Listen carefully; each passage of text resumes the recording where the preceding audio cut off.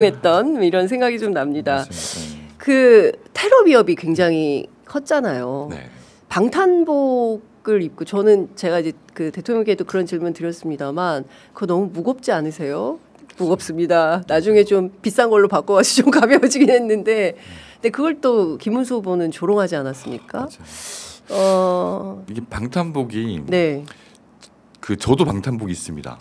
왜냐하면 수행실장이시니까 그 처음에 그것 때문에 네. 저희 한준호 최고하고 박주민 의원 두 분이서 예. 그 준호하고 예. 주민 형님께서 돈을 모아서 예. 사줬습니다. 저한테도. 오, 개인 돈으로. 개인 돈으로. 네. 혹시 몰라. 네, 맞아요. 그래서 입고 다니라고 했는데 예. 제가 그걸 입어보고 예. 1시간도 안 입어보고 이거 도저히 못한다 해서 벗었어요. 진짜로. 예. 이게 완전 딱 조이는 게 예. 저는 좀 답답하더라고요. 너무 답답하고. 예. 그래서 저는 도저히 못하겠다 예. 해가지고 그냥 이렇게 차에다 놔뒀는데 네. 후보 그 대통령님께서는 예. 그 당시 후보님은 이게 본인의 어쩜 숙명이라고 생각했던 것 같아요. 꾸역꾸역 버텨내시더라고요. 네. 이걸 가지고 힘들다는 얘기는 안 하시고. 아 정말요? 예. 그 제가 땀에 젖은 예, 사진. 이것도 그 다음에 예. 땀에 완전히 땀에 등이 완전히 젖은 네. 사진이 있는데 그 사진을 그거 보여주시면 보고 좋을 저는 것 같아요. 깜짝 놀랐거든요, 실제로. 예. 그러니까 저는 화장실 이렇게 톡톡 가다가 네. 와, 이게 다 땀인 거예요. 네. 하필 또 왼쪽 팔에 또 그렇죠. 불편하신데 예. 그거랑 너무 좀 저 사진입니다. 어려져가지고 네. 저렇게까지 그러니까 방탄복을 벗고 지금 화장실로 가는 장면이군요. 네네. 예. 이제 저게 이런 게 있어요. 예를 들어서 예.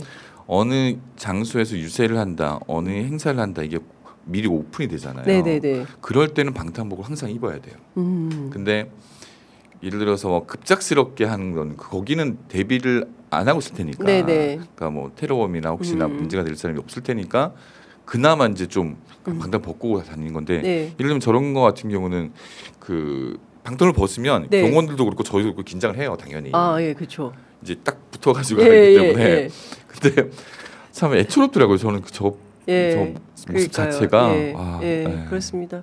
사실 한 인간으로서는 견뎌내기 어려운 정말 그 제가 사실은 재명이가 남이가 했을 때 그때 솔직히 좀 그 가슴이 흔들리더라고요. 얼마나 서운하고 섭섭하고 하시겠습니까? 본인 스스로 TK 지역 출신이고 그리고 그냥 변호사로 잘 살아도 되는데 그렇지 않습니까? 예. 맞아요. 그러니까 그 실제로 저는 PK니까 PK 같은 경우는 이재명 대통령 되고 나서 그러니까 되기 전도 지난 20대 울산만 본다면 20대 선거에서는 40%를 처음 넘었습니다.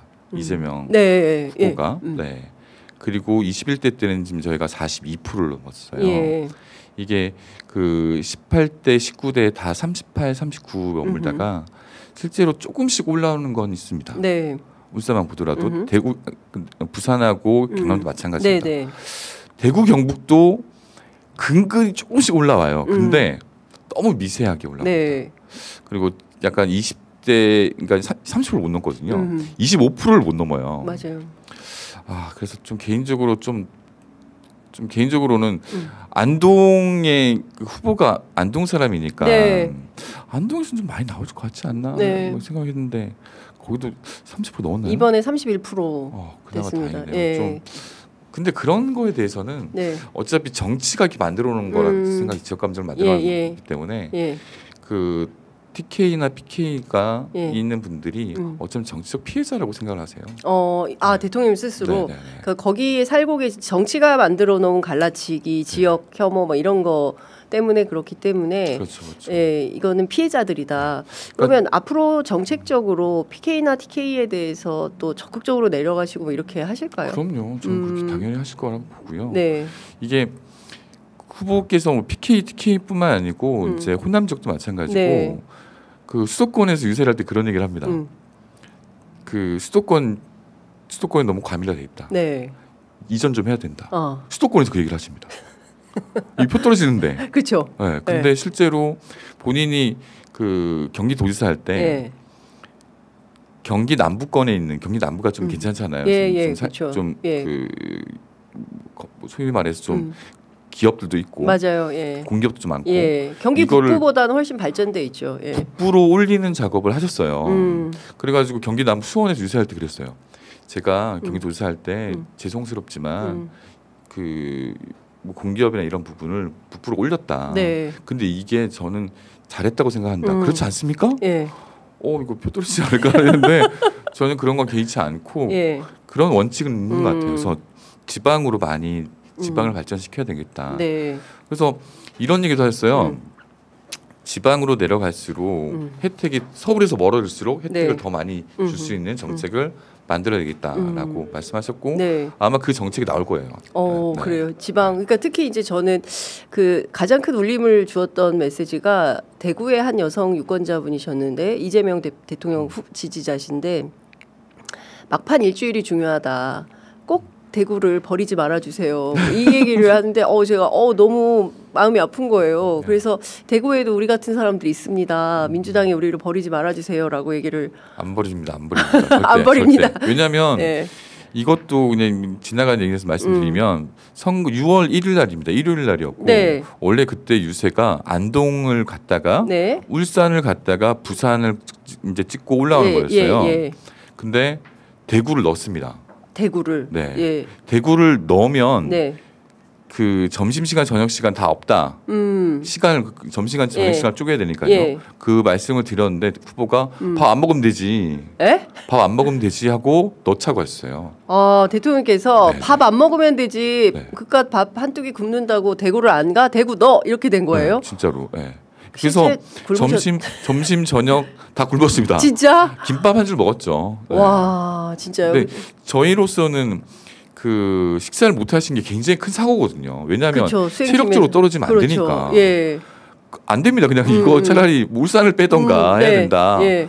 이미 이제 가기로 된 거는 안 가면 더 큰일이고 안동 갔다가 대구를 당연히 들려야지 왜 안 들리냐 해가지고 대구까지 들렸던 동대구 여기 그래서 성사가 됐죠. 야. 그러니까 엄청난 의지를 가지고 움직이신 거네요. 맞아요. 네. 맞아요. 근데 이제 본인 그 얘기 하시잖아요. 부모님께 물려받은 유일한 가난을 물려받고 가난을 극복할 수 있는 체력을 물려받았다. 체력을 물려받았다. 강철 체력 이제 얘기를 하시는데 보양식 같은 것도 좀 드십니까? 뭐 비타민? 그러니까 그 홍삼?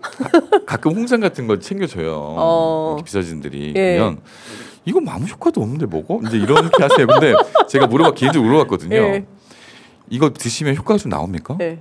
나는 전혀 모르겠다고. 근데 먹으라 해서 먹는 건데 뭐 이게 효능이 느껴지는 분들이 있거든요, 실제로. 근데 본인은 그런 건 없는데 없다.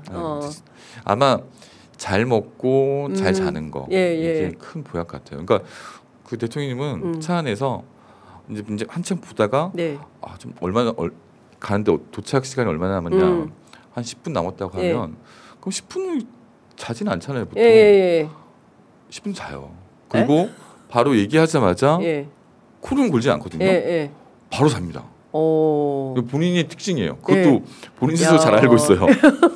10초 만에 잠듭니다. 10초 만에? 네네. 야, 그 의지로 안 되는데? 그러니까 잠이 안 오잖아요. 그러니까 저는 이제 신기했어요. 약간. 이게 한두 번이 아니니까 원래 저렇구나. 그래서 약간 기절하는 것 같은 그런 느낌이 좀 들었습니다. 10개월간 함께 거의 동거동락을 하신 거 아닙니까? 네. 그 김태선 의원님 눈에 비친 이재명이라는 사람은 어떤 사람입니까? 뭐 악마화돼 있고 맞아요. 막 이재명 무서워.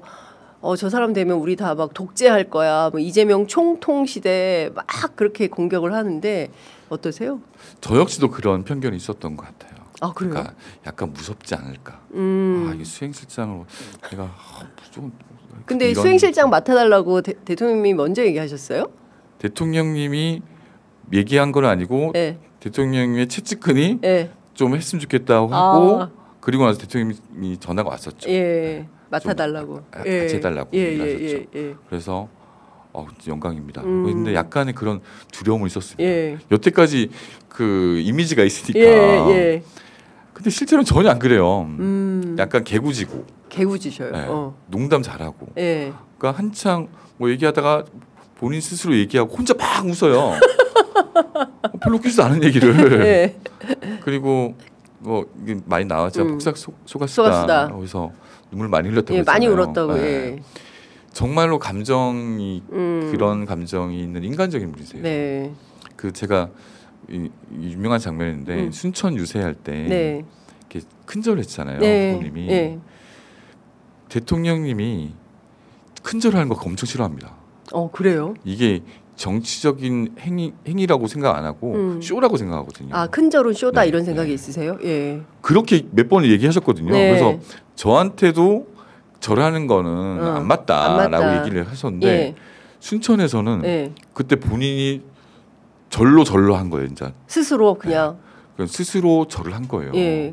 그래서 그 장대비가 쏟아지는 그걸 보고 그게 복받친 거예요. 복받치셨어요. 그러니까 그 앞에서 장대비 안에서 우산을 펴면 안 되거든요. 왜냐하면 우산 펴면 뒤에서 안 보이니까. 다들 우산을 안 펴요. 예.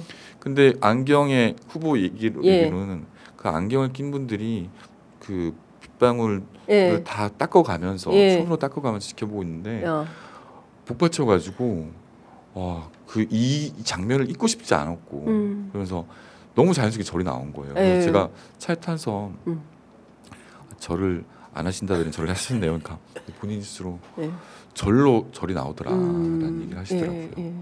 굉장히 인간적인 분이세요. 네. 근데 이렇게 만든 그러니까 저는 왜 이렇게 악마가 돼 있는지 그분이 좀 개인적으로 좀 너무 안타깝습니다. 예. 그러니까 저는 그 정치와 검찰과 그리고 또 법원과 언론이 만든 어떤 그 아주 대한민국의 평범한 어떤 그 뭐 지식인 법률가 한 사람을 자신들의 기득권을 유지하는데 방해가 될까봐 끊임없이 악마화하면서 그러니까 선거 캠페인이 반 이재명 그 세상에 반명 빅텐트라는 게 이재명만 아니면 된다. 그거는 진짜 대한민국 정치에서 가장 후진적인 정치 행태를 범한 겁니다. 그 사람들 아마 두고두고 후회할 텐데요. 근데 저는 그래서 많은 분들이 그 대통령께서도 그제 인터뷰에서 그 말씀하셨는데 간절함이 있는 것 같다. 맞아요. 그러니까 이 인간 이재명이라기보다 이재명으로 상징되는 한국 사회의 어떤 언론은 어제 보니까 무수저, 수저도 없어. 네, 그런 분이 대통령이 된 거다. 그렇잖아요. 맞아요. 네, 정말 어려운 형편의 가정에서 학교도 못 가. 그 시대에 대체로 어려웠지만 그 정도는 아니었거든요. 근데 그런 분이 대통령이 된 거니까 아마 어제 그 청소노동자들 만나는 장면 보시면서 많이 우시는 분들 많았을 거다. 예. 특히나 또 셋째 동생? 네. 동생분이 여동생분이 좀 청소노동자 하셨고 네. 이게 실제로 어머니 아버지가 그 시장에서 청소도 하셨고 화장실을 그 문을 열고 닫아주는 그런 것도 하셔가지고 본인이 노동자들 서민의 삶을 너무 잘 알고 계세요. 그렇기 때문에 그 이재명 후보가 정말 제일 바닥에서부터 비주류의 삶을 살았잖아요. 그렇죠. 본인 스스로 선택한 길이라고 봐요. 어쩌면 타협하지 않았으니까. 일정 부분 갔을 때는 그 변호사도 하고, 그러니까 사실 패스하고 나면 기득권은 아니니까. 네, 그렇죠. 근데 그걸 다 포기했잖아요. 그러면 철저하게 비주류적으로 살아왔기 때문에 적이 너무 많아진 거죠. 그런적으로. 그런데도 그걸 다 극복하고 대통령 자리에 오른 게 어쩌면 기적 같은 일이라고 봐요. 그렇죠. 실제로. 제가 보기에는 성남시청 그 시장실에 CCTV 딱 달아놓을 그 순간부터 기득권들이 이 사람은 안 되겠다 이런 생각을 했을 거다라는 생각이 좀 들고 그런 측면에서 청렴 그리고 강직한 그리고 공정한 그런 리더십을 발현해주지 않을까라는 기대도 큰 것 같습니다. 그 대통령실 안 가십니까? 저는 울산을 지켜야 됩니다. 지금 그렇게 말씀해 주신 분들이 있는데 너무 고마운데 울산에서 김상욱 의원 이제 두석이지만 울산을 50%가 어떻게든지 울산 바꾸고 나서 민주당이 50%가 되는 세상을 만들고 나서 그때 기회가 주어진다면 네. 뭐 임명직도 할 수 있겠지만 지금은 그런 생각을 할 여력이 없습니다. 네, 알겠습니다. 이제 시간이 너무 지나서 다음에 좀 시간을 좀 길게 잡고 모셔야 될 것 같습니다. 오늘은 그 이재명 대통령님에 대해서 쭉 후일담을 말씀을 들었는데요. 다음번에는 김태선 의원님의 정치 내용을 가지고 또 모셔야 될 것 같습니다. 끝으로 한 말씀 듣고 마무리하겠습니다. 그 우리 이재명 대통령님 잘할 거라고 보고요. 아마 지금 체력적으로 많이 좀 체력이 많이 떨어져 있는 지금 상황인지라 아마 대통령실에서도 많이 좀 챙겨주시고 참 이 한마디를 하고 싶어요. 이재명 대통령이 바로 성과를 낼 것이다라는 얘기를 많이 하시는데 성과가 나긴 날 거예요. 근데 기초를 만들어야 됩니다. 지금 경제도 지금 다 무너져 있어서 기초 공사는 눈에 보이지를 않아요. 그렇기 때문에 바로 성과는 안 날 수 있어요. 근데 그만큼 밑에서 더 열심히 하고 있을 테니 아마 좀 지켜봐 주시고 우리 이재명 대통령님 더 많이 사랑해 주십시오. 저도 그 옆에서 작은아마 큰 힘이 되도록 노력하겠습니다. 네. 고맙습니다. 그 카메라를 요걸 앞에 걸 좀 잡아주세요. 네. 수행실장 하시느라고 후원금이 아직 안 보인 거예요. 김태선 의원님 후원 계좌가 아직 안 찼습니다. 예, 대통령님 수행실장 하시느라고 같이 다니느라고 예, 클로즈업을 해주셔야 되는데 그래야 사진이 나갈 텐데. 네. 네, 그렇습니다. 고맙습니다. 많이 도와주셔야 될 것 같아요. 실제로 대선하느라고 자기 정치를 못 해가지고 이런 분들 도와주셔야 됩니다. 애청자 여러분. 네. 100-0001-34704 어느 은행인지 저는 안 보입니다. 우체국이네. 우체국. 네. 네. 그 좋은 정치인을 잘 저희가 국민들이 키워야 훌륭한 모습으로 잘 부려먹을 수 있습니다. 의원님 하여간 그동안 너무 고생 많으셨고요. 저희가 또 종종 모시고 좋은 말씀 듣도록 하겠습니다. 네, 말씀 잘 들었습니다. 고맙습니다. 고맙습니다. 믿을 수 있다 더 착한 보험 파트너스. 우리 가족의 미래를 대비하는 보험